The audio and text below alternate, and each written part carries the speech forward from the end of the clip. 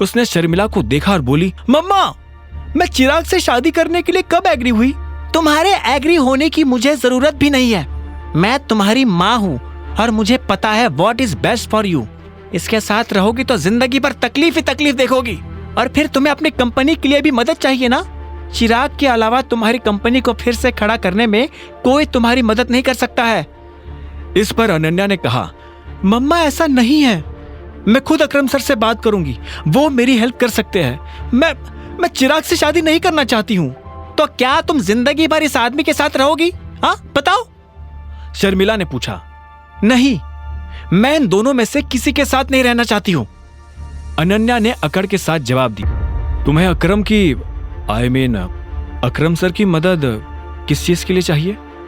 अभिनव ने माँ और बेटी की बातों के बीच में आकर पूछा। शर्मिला क्या कह रही थी उससे अभिनव को मतलब नहीं था, लेकिन अकरम का नाम सुनकर वो समझ गया था कि वो अनन्या की मदद कर सकता है। जैसे अभिनव ने इतना कहा तो अनन्या और शर्मिला अभिनव को देखने लगे, लेकिन दोनों ने उसे जवाब नहीं दिया। इतने में राजीव बोला, अनन्या को अपनी कंपनी को फिर से खड़ा करने के लिए कुछ पैसों की जरूरत है। इसके जितने भी शेयर होल्डर्स थे उन्होंने अपने हाथ पीछे खींच लिए हैं। अरे तुम क्यों ये सब इससे बताकर अपना टाइम वेस्ट कर रहे हो? इस प्रॉब्लम में ये क्या कर लेगा?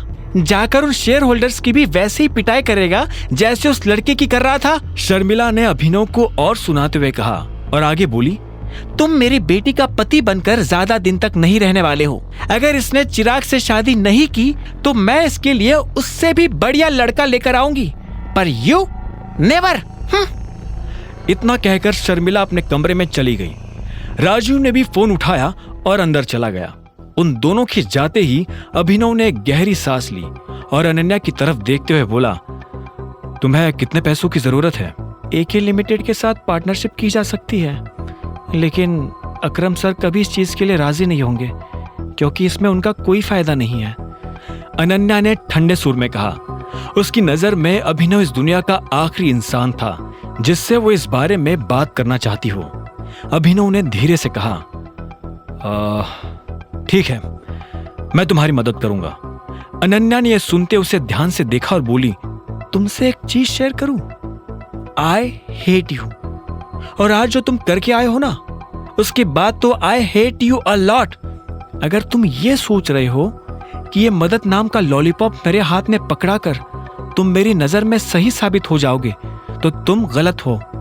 तुम अपने पैसों से एक सूट तो खरीद नहीं सकते, मेरी क्या मदद करोगे? फिर भी if you want to help me then please get out of my life right now. Ananya मेरी बात तो सुनो, अगर एक बार और मेरा नाम लिया तो मैं पुलिस बुला लूंगी। इतना कहकर अनन्या ने गुस्से में अपना फोन उठाया और अपने कमरे की तरफ बढ़ने लगी। अभिनव को समझ नहीं आ रहा था कि वो कैसे अनन्या को समझाए। उसने गहरी सांस ली और हिम्मत करके उसके पीछे जाने लगा। उसने कहा, मैं मजाक नहीं कर रहा हूं, तुम जिस प्रॉब्लम से डील कर रही हो उसमें मैं तुम्हारी मदद कर सकता हूं। यह सुनते ही अनन्या ने चिल्लाते हुए कहा, बकवास करना बंद करो अभिनव, इनफ, तुम कुछ नहीं कर सकते हो। Ananya trust me, I have a job. मैं अकरम सर की कंपनी में मैनेजर की पोस्ट पर काम कर रहा हूं, अभिनव ने आखिर में कहा। यह सुनते ही अनन्या को हंसी आ गई और वो बोली, ओह अच्छा, तो तुम्हें क्या लगता है कि तुम्हारी पोजीशन परमानेंट है? हो सकता है कि आज अकरम सर तुम्हारे ऊपर तरस खा रहे हो, लेकिन कल वो तुम्हें लात मारकर बाहर भी कर सकते हैं। तुम और तुम्हारे जैसे हजारों लोग उसके लिए कुछ भी नहीं है, समझे? इतना लताड़ने के बाद अनन्या अपने कमरे में गई और दरवाजा बंद कर दिया। अभिनव फिर से उसके कमरे के बाहर खड़ा का खड़ा रह गया था। तभी उसके फोन पर एक मैसेज आया। अभिनव ने फोन खोलकर देखा तो पाया ये मैसेज उसके क्लासमेट हरीश का था, वही हरीश जो उसके साथ डिलीवरी कंपनी में जॉब करता था। उस मैसेज में लिखा था, कल शाम को रीयूनियन है, दिए हुए पते पर टाइम से पहुंच जाना। अभिनव जब कॉलेज में पढ़ता था तो सब उसकी गरीबी का मजाक उड़ाते थे। इतने में उसका फोन बज उठा। उसने देखा कि अकरम का फोन था। हेलो टाइगर, मेरी जेनी से बात हो गई थी, तुमने जो कहा है वो हो जाएगा। साथ ही तुम्हारा जो वीडियो इंटरनेट पर वायरल हो रहा है, मैंने उससे हटवाने के लिए बात कर ली है। अभी थोड़ी देर में वीडियो सभी जगह से गायब हो जाएगा। थैंक यू अकरम। और हाँ, मैंने अपना मन बदल लिया है। मुझे तुम मैनेजर से नीचे वाली कोई पोस्ट देना। क्या? अकरम, असल में मुझे तुम्हारी मदद की जरूरत है। अनन्या किसी प्रॉब्लम में फंसी हुई है और तुम ही उसे निकाल सकते हो। मैं यह भी नहीं चाहता हूं कि अनन्या और उसके परिवार को पता चले कि मैं कौन हूं।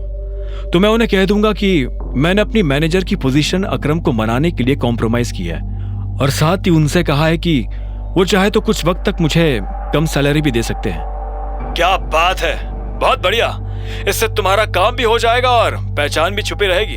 हाँ, अच्छा, और एक चीज, अभी कुछ दिनों में एक ऑक्शन होने वाला है। अलैना भी वहां आने वाली है। उससे मिलने का इससे बढ़िया मौका तुम्हें नहीं मिलेगा। आगे की कहानी जानने के लिए देखें अगला एपिसोड सिर्फ पॉकेट एफएम के यूट्यूब चैनल पर, और द रिटर्न ऑफ टाइगर के सारे एपिसोड्स को सुनने के लिए डिस्क्रिप्शन में दी लिंक से डाउनलोड करें पॉकेट एफएम ऐप।